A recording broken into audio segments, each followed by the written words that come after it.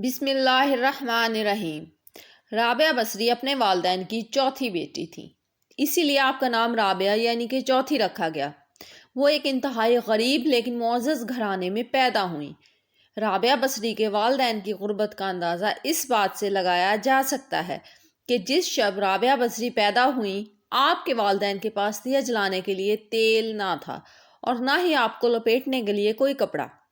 آپ کی والدہ نے آپ کے والد سے درخواست کی کہ آپ پڑوسیوں سے تھوڑا سا تیل ہی لے آئیں تاکہ دیا جلایا جا سکے۔ آپ کے والد نے پوری زندگی اپنے خالق حقیقی کے علاوہ کسی کے آگے ہاتھ نہ پھیلایا تھا، چنانچہ وہ پڑوسی کے دروازے تک تو گئے لیکن خالی ہاتھ واپس لوٹ آئے۔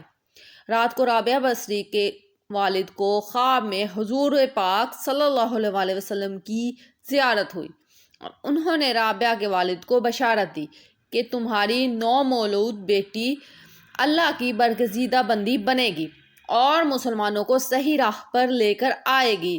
تم امیر بصرہ کے پاس جاؤ اور اسے ہمارا پیغام دو کہ تم امیر بصرہ ہر روز رات کو 100 مرتبہ اور جمعرات کو 400 مرتبہ درود کا نذرانہ بھیجتے ہو، لیکن پچھلی جمعرات کو تم نے درود شریف نہ پڑھا، لہٰذا اس کے کفارہ کے طور پر 400 دینار بطور کفارہ یہ پیغام پہنچانے والے کو دے دو۔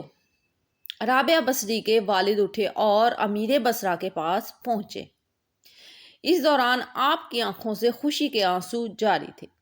جب امیر بصرہ کو رابعہ بصری کے والد کے ذریعے حضور پاک صلی اللہ علیہ وآلہ وسلم کا پیغام ملا تو یہ جان کر انتہائی خوش ہوا کہ وہ نبی آخر الزماں کی نظروں میں ہے۔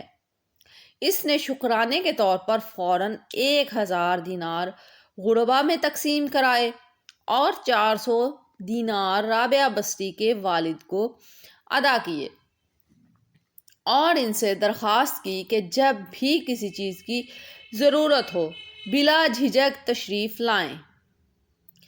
کچھ عرصہ بعد ہی رابعہ بصری کے والد انتقال کر گئے۔ اسی اثنا میں بصرہ کو سخت کے دوران آپ نے رابعہ بصری اپنی بہنوں سے بچھڑ گئیں۔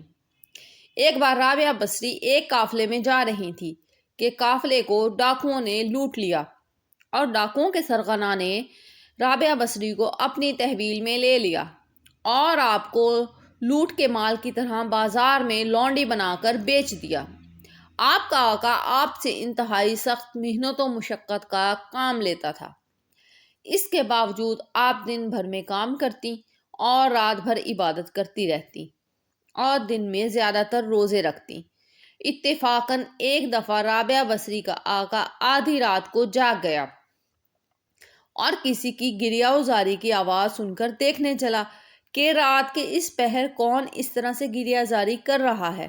وہ یہ دیکھ کر حیران رہ گیا کہ رابعہ بصری اللہ کے حضور سربہ سجود ہیں اور نہایت عاجزی کے ساتھ کہہ رہی ہیں، اے اللہ تو میری مجبوریوں سے خوب واقف ہے، گھر کا کام کاج مجھے تیری طرف آنے سے روکتا ہے، تو مجھے اپنی عبادت کے لیے پکارتا ہے، مگر میں جب تک تیری بارگاہ میں حاضر ہوتی ہوں تو نمازوں کا وقت گزر جاتا ہے، اس لیے میری معذرت قبول فرما اور میرے گناہوں کو معاف کر دے۔ اپنی کنیز کا یہ کلام اور عبادت کا یہ منظر دیکھ کر رابعہ بصری کا مالک خوف خدا سے لرز گیا۔ اس نے یہ فیصلہ کیا کہ ایسی اللہ والی کنیز سے اپنی خدمت کرانے کے بجائے بہتر یہ ہوگا کہ خود اس کی خدمت کی جائے۔ صبح ہوتے ہی وہ آپ کی خدمت میں حاضر ہوا اور اپنے فیصلے سے آپ کو آگاہ کیا۔ اس نے کہا کہ آج سے آپ میری طرف سے آزاد ہیں، اگر آپ اسی گھر میں قیام کریں تو میری خوش نصیبی ہوگی، وگرنہ آپ اپنی مرضی کی مالک ہیں۔ تاہم اگر آپ یہاں سے کوچ کر جانے کا فیصلہ کرتی ہیں تو میری بس ایک درخواست ہے کہ میری طرف سے کی جانے والی تمام زیادتیوں کو اس ذات کے صدقے معاف کر دیں جس کی آپ راتوں کو جاگ جاگ کر عبادت کرتی ہیں۔ رابعہ بصری نے تقریباً 88 سال عمر پائی۔ آپ نے آخری سانس تک عشق الہی کی لذت و سرشاری کو اپنا شعار بنائے رکھا، یہاں تک کہ اپنی آخری سانس تک محبوب حقیقی یعنی کہ معبود حقیقی رب العزت کی محبت کا دم بھرتی تھی۔ آخری وقت میں آپ نے اپنے ولی اور ساتھیوں کو بتایا کہ میرا محبوب و معبود ہمیشہ سے میرے ساتھ ہے، یعنی کہ اللہ تعالیٰ۔